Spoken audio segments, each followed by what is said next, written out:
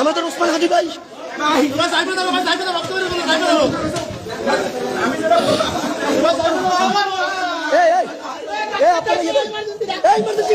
বাংলাদেশের অবস্থা অত্যন্ত খারাপ। এই মুহূর্তে আপনারা দেখছেন যে ওসমান হাদিকে গুলি করা হয়েছে। আজকে শুক্রবার জুম্মার নামাজের শেষে উনি নির্বাচনী প্রচারণার উদ্দেশ্যে ডাক ৮ আসনের পদপ্রার্থী হিসেবে উনি যেহেতু নির্বাচনী প্রচারণা বের হয়, তো পিছন থেকে তাকে গুলি করা হয়। এখন খুব মর্মান্তিক অবস্থায় আছেন হসপিটালে।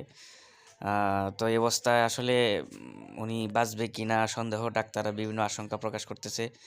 তো আসলে দেশের এই অবস্থা, এরকম একটা পরিস্থিতি, দেশের মানুষ আসলে কি চায়, যে সমস্ত এই সমস্ত মানুষ আসলে যারা গুলি করেছে তারা আসলে কি চায়? এরা আসলে দেশের শান্তি চায় না, দেশের সুখ চায় না, চায় দেশকে কিভাবে ক্ষতি করা যায়, দেশের কিভাবে অস্থিতিশীল পরিবেশ সৃষ্টি করা যায়। এর চেয়ে একটা ন্যাক্কারজনক ঘটনা আর কি হইতে পারে, যে একটা মানুষকে তার নির্বাচনী প্রচারণার ক্ষেত্রে এভাবে গুলি করা হবে। তো উসমান হাদির অবস্থা অত্যন্ত খারাপ। এই হিসেবে সবাই দোয়া করবেন যাতে উনি বেঁচে যায়। ওনার গুলিটা খুব মারাত্মক পর্যায়ে লেগেছে, যেটা আসলে খুব আশঙ্কাজনক। এই বর্তমানে ডাক্তাররা জানিয়েছে তারা আছে কোমার মধ্যে, কোমাতে আছে।